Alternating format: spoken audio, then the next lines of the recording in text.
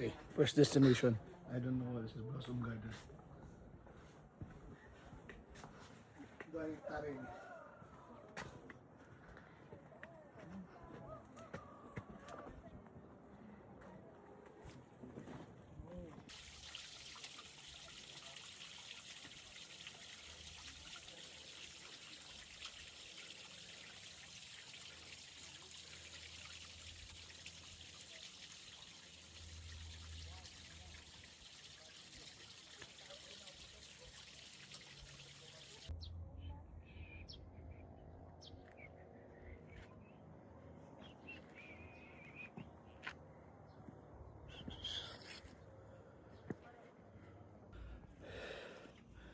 Baliktad siguro. Papunta siguro ka ako.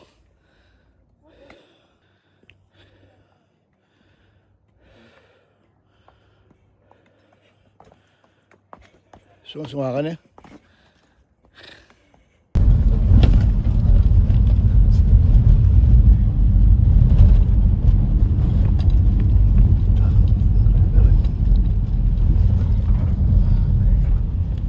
Ano mo yung banking.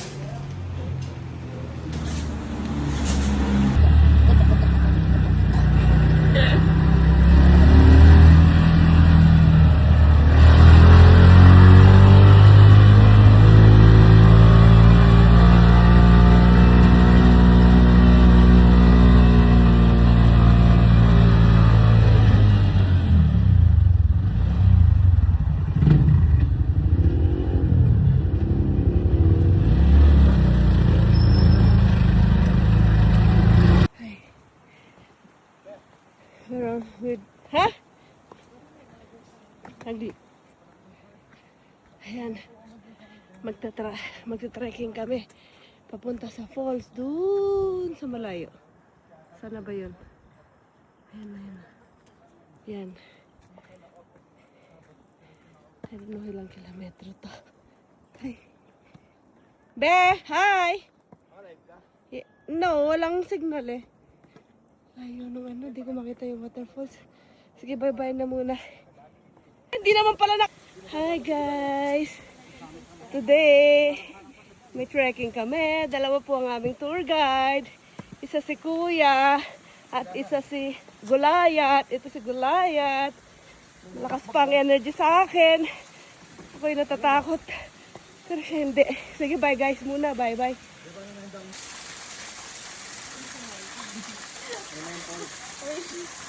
Diyan na lang. Nakakatakot po yung daan. Ang lalim na yun. Ay, ginoo. Para mabilis pa, no?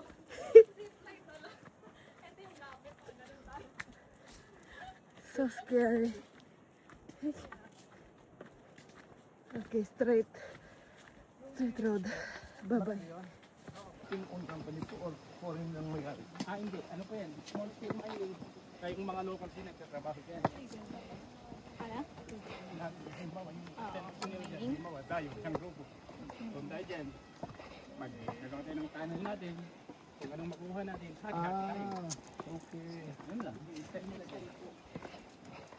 Dito kayo sa amin, wala. Hindi nila pinapayagan yung local nila ng grupo yan. So, hindi isang grupo, may tunnel sila dyan. So, kung ano yung makuha nila, hati-hati sila.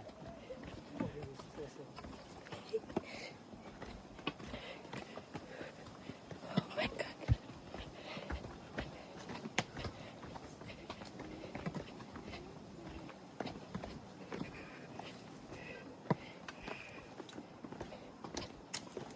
Oops. Where's Aw Aw?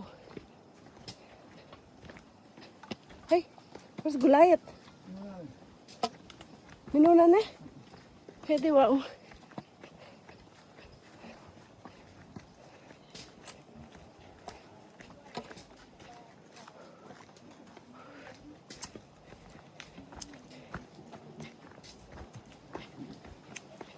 Oops.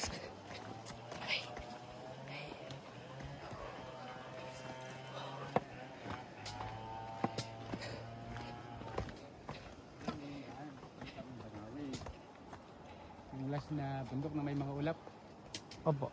yung malaking bundok na yun, yung last, yun ang daan papuntang Banawi. Dahil sa likod ng malaking bundok na yun, Banawi na. So, kung dumadaan yung bus from Those are our group. There. Steps mo. yung bus Refueling. ng Pagkalay, yung likod daw po ng Diretso Manila to Sagada, dyan po sila dumadaan. Yun.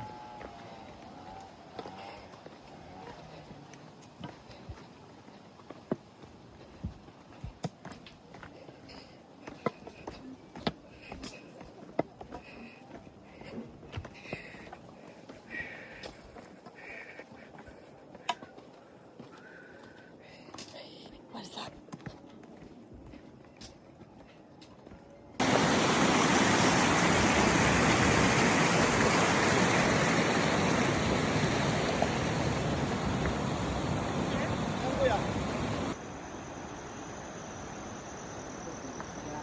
Be. Uy. Scary ah. Look. This much is the space.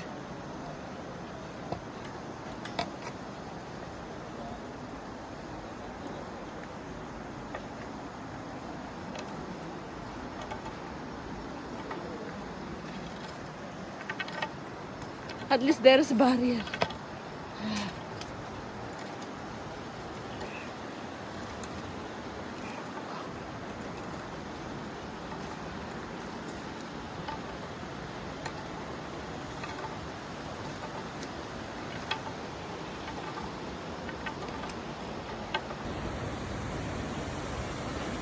Yan o.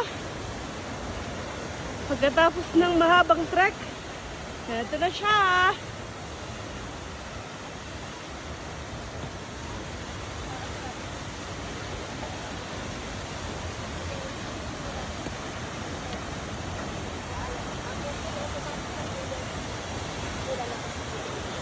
Good, pero sulit.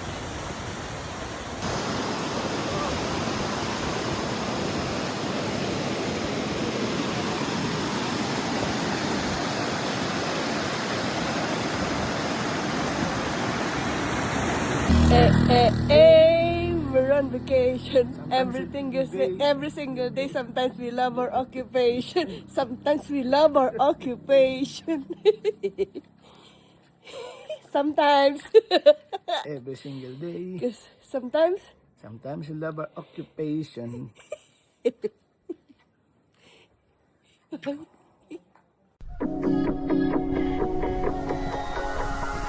I had a feeling, why am I not surprised?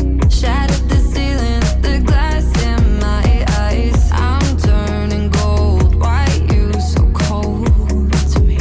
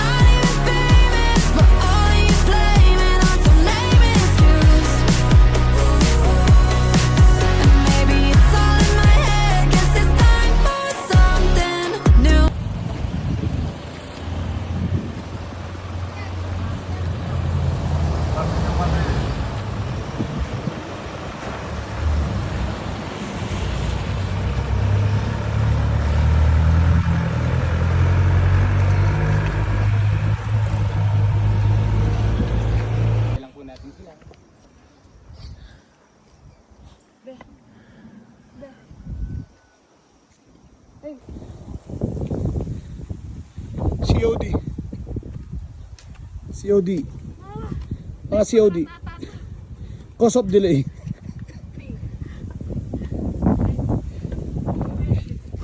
Ayan yan. See? Saan po kami pupunta?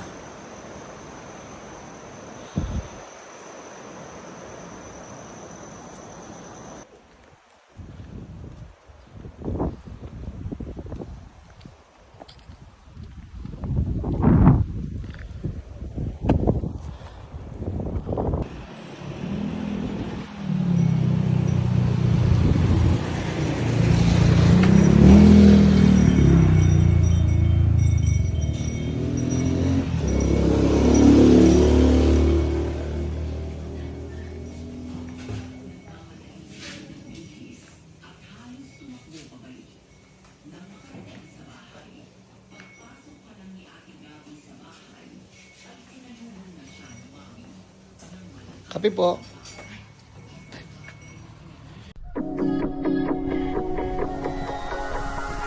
I had a feeling, why am I not surprised? Shattered the ceiling, the glass in my eyes. I'm turning gold, why you so cold to me? Some of the words get harder to find. Swallow my feelings, they don't sit quite right. I'm like, what's the point? You disappoint me. Only showing up when it's convenient. Why is no one here to save me? Moving pieces across the board like it's a game. Or what a way to frame me. I know I shouldn't care, but I'm over being you. And maybe it's all in my head. Guess it's time for something new. I'm not even famous, but all you blaming on some lame excuse. And maybe it's all in my head. Guess it's time for something new.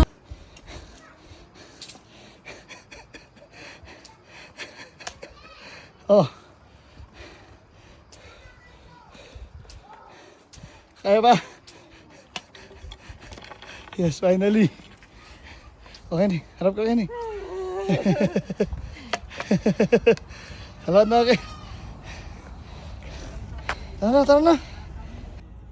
So, bali, ito na yung pinaka second church natin dito sa Gala. And Anglican po siya.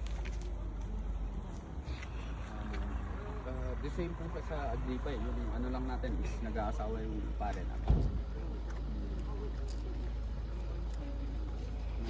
Ano? Wala, kung wala kang tanong, wala na rin ako masasagot. Sige, picture tayo. And so, part siya ng pine tree na kahit basa siya is pwede siya pwedeng sindihan. Parang gumagawa kami ng small bonfire per pontod. So parang kung November 1 dito is parang may forest fire. Pero yun yung pinopost nila na panag-apoy festival daw. Pero hindi festival yun sa amin ha. Inaano lang nila. Ayun. And ano ba? Ano nga pala yung tinatanong yung pangalan? Henry Scott. Si Dr. Henry Scott. Pinton puntod ko. Sino yung bandan? Amok yan.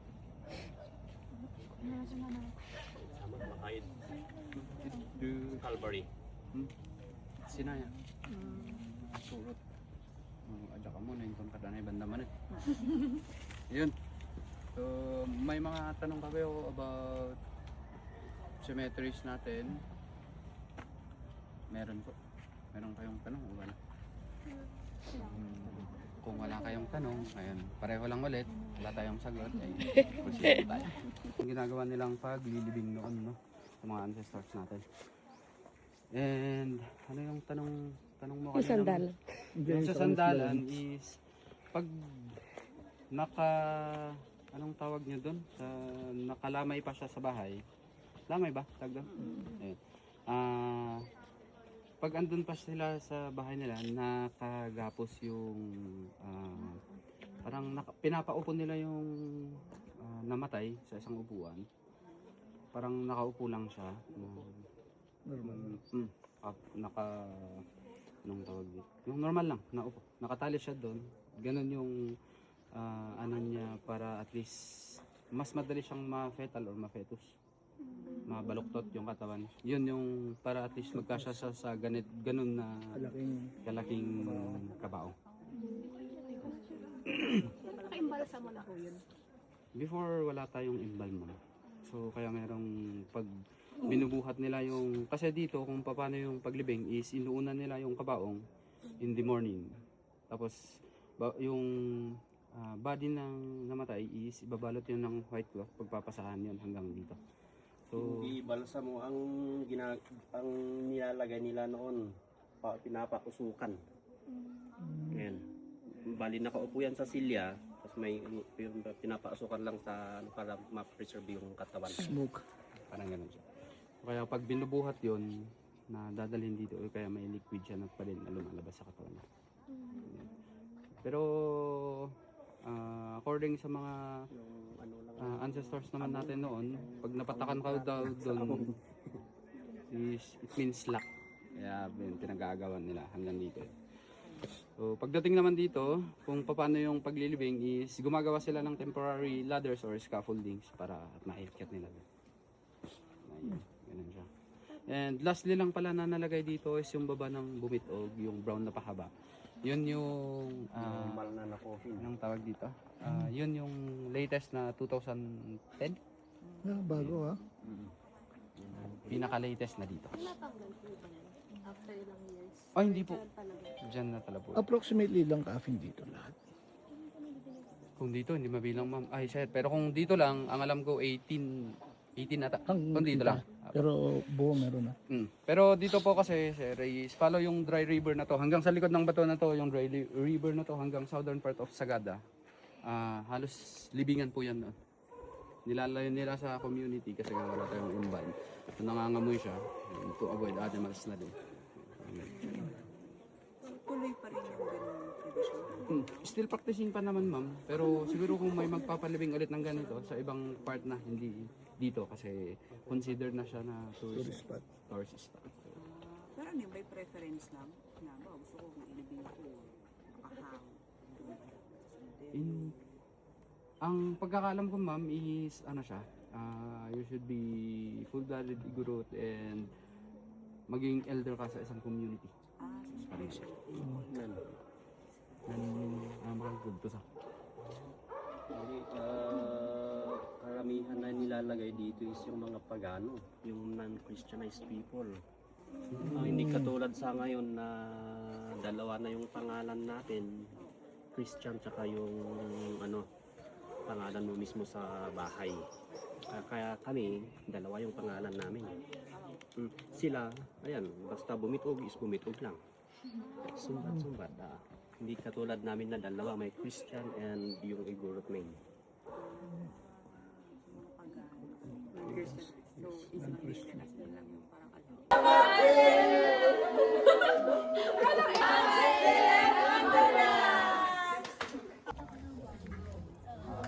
ano. Wala ko talaga.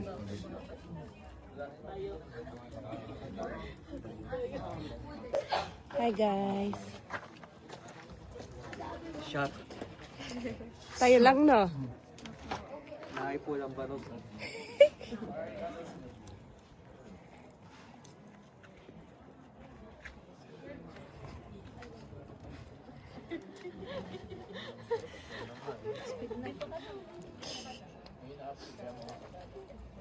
Vlogger po kayo no.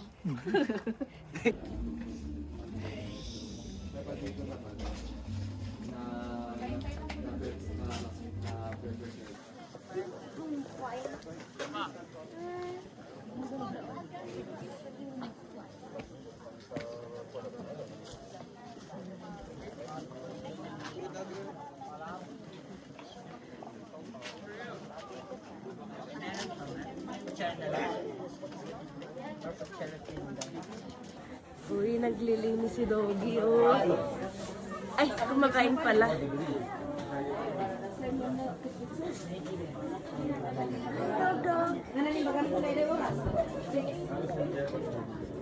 Doggy.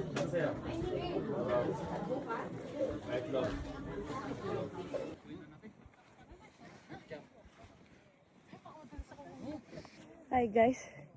Pababa na po kami ng bundok. Ayan po ang taas. Ay. It's cliff. Yun po ang bababa namin. Napakataas. Okay. Bye-bye muna. Bye.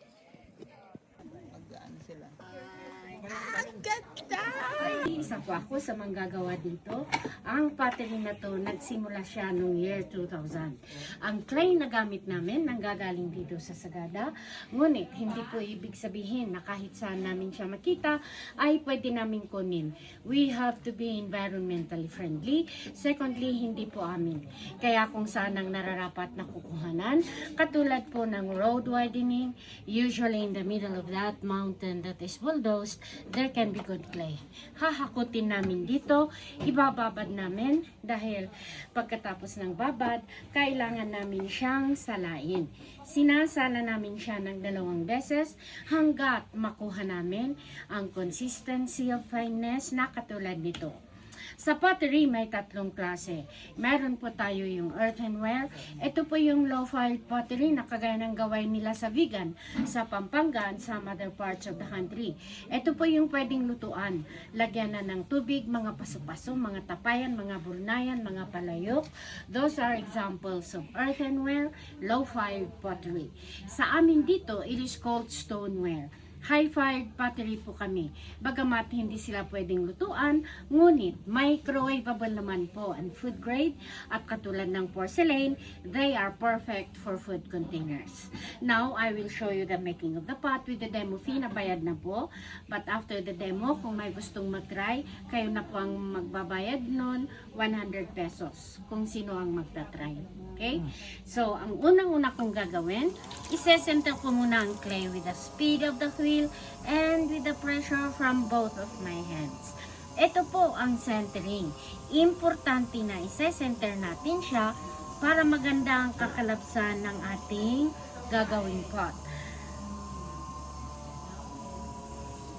Pag hindi po kasi siya na center, we cannot shape it the way we want it. So, first and foremost, kailangan natin siyang i-center. Pagka na-center naman po siya, ang unang-unang shape na gagawin natin ay cylinder. Cylinder at cylinder ang nauuna bago natin siya i-shape to another shape. So, para gawin ang cylinder, lalagyan natin siya ng butas sa pinaka-center, and then from there, itataas po naman natin ang clay. Kung paano natin gagawin yun, i-compress sa ilalim, and then we slide our fingers up hanggang taas. Ulitin natin para tumaas pa, compress at the bottom, and then we slide.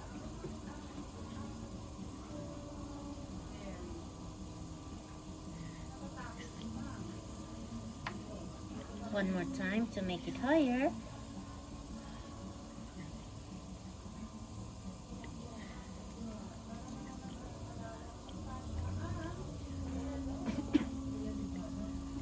Ito na po ang ating cylinder. Ngayon naman, out of this cylinder, we are going to shape it to another shape. So, sa shaping naman, ang pressure, manggagaling muna from my inside hand. So, ang gagawin ko, itutulak nating palabas, habang tinutulak, tinataas siya, dahan-dahan, dahan-dahan hanggang sa gitna.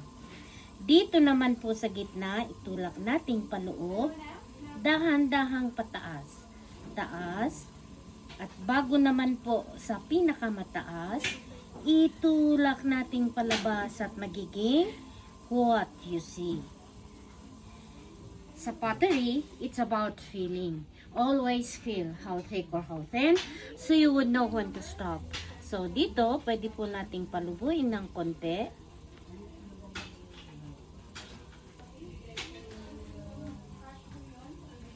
Now, in here, we can push it further in